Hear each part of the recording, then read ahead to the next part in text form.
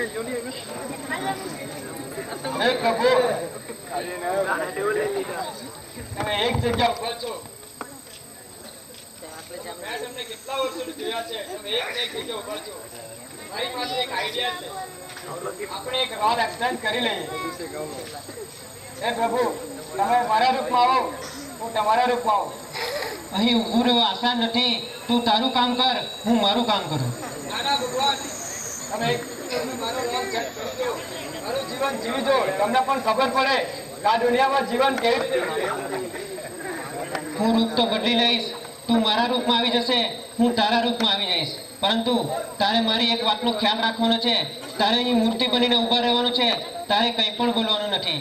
ભક્તો તારી પાસે આવશે, પોતાની વેદના સંભળાવશે, પણ તારે અહીં મૂર્તિ બનીને ઊભા રહેવાનું છે. તારે કંઈ પણ બોલવાનું નથી. હા પ્રભુ, મને મંજૂર છે. હા.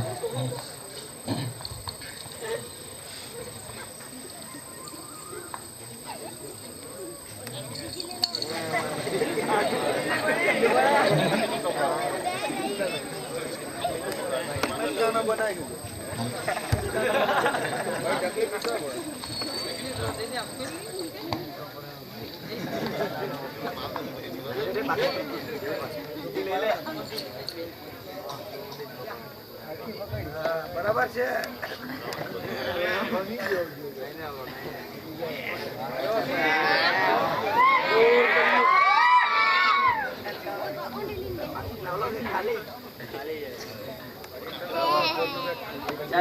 પ્રભુ, તમારી અસીમ કૃપાથી મારી 5 કંપનીઓ ચાલે છે અને આજે હું 6ઠ્ઠી કંપનીનું ઉદ્ઘાટન કરવા જઈ રહ્યો છું. પ્રભુ, મારા પણ કૃપા કરજો. મારા ધન દોલત અને પૈસામાં વધારો કરજો. મારી શાન અને ઇજ્જતમાં પણ વધારો કરજો. પ્રભુ, મારા પણ આટલો ઉપકાર કરજો.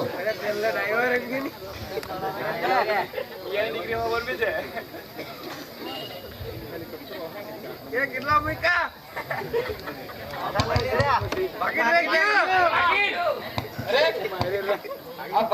પાકીટ અહીં ભૂલી ગયો.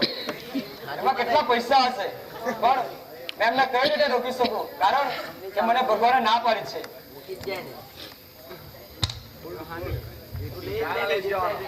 હે રામ, જય શ્રી કૃષ્ણ. હે રામ, જય શ્રી કૃષ્ણ.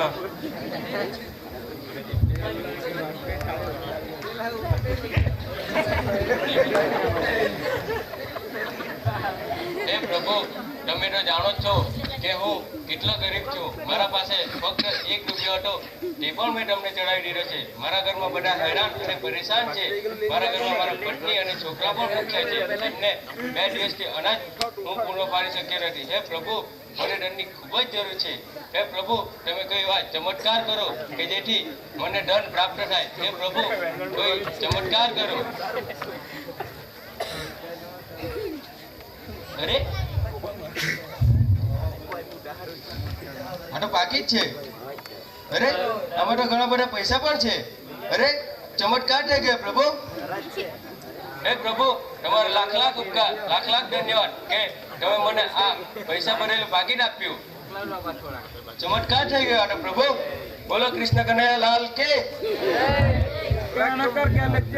અરે, આ તો ચોરી કહેવાય, પણ એમને મેં રોકી નથી શકતો, કારણ કે મને ભગવાને ના પાડી છે. બસ મને તો જોવા જ કહ્યું હતું.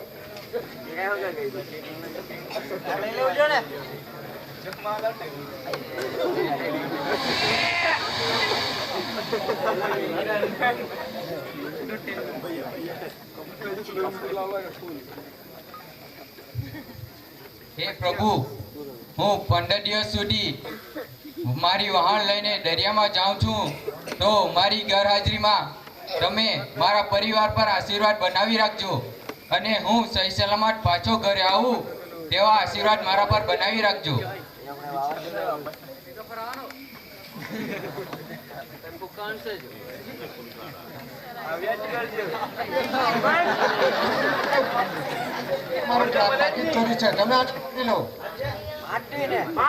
સાહેબ, મેં નિર્દોષ છું. મેં પાકીટ નથી ચોર્યું. ના ના, અમે તો ચોરી કર્યું છે એને તમે પકડી લો. સાહેબ, મેં નિર્દોષ છું.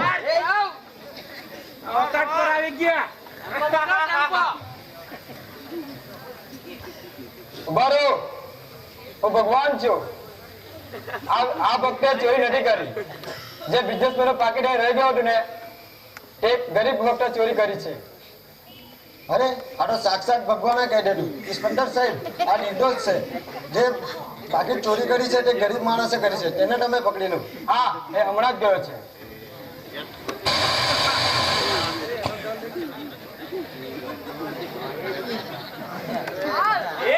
હા, આ જોજો.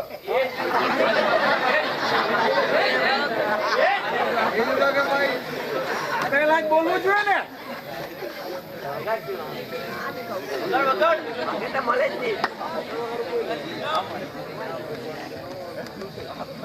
હે બાપ, કેવો ગયો દિવસ? પહેલા ભાઈ